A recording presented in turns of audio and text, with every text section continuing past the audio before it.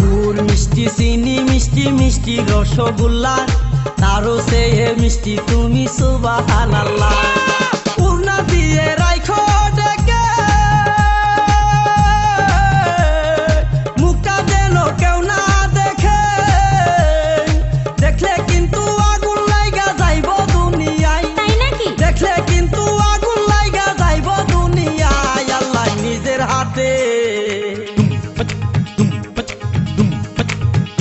আল্লাহ নিজের হাতে যত্ন করে বানাইছে তোমায় আল্লাহ নিজের হাতে যত্ন করে বানাইছে তোমায়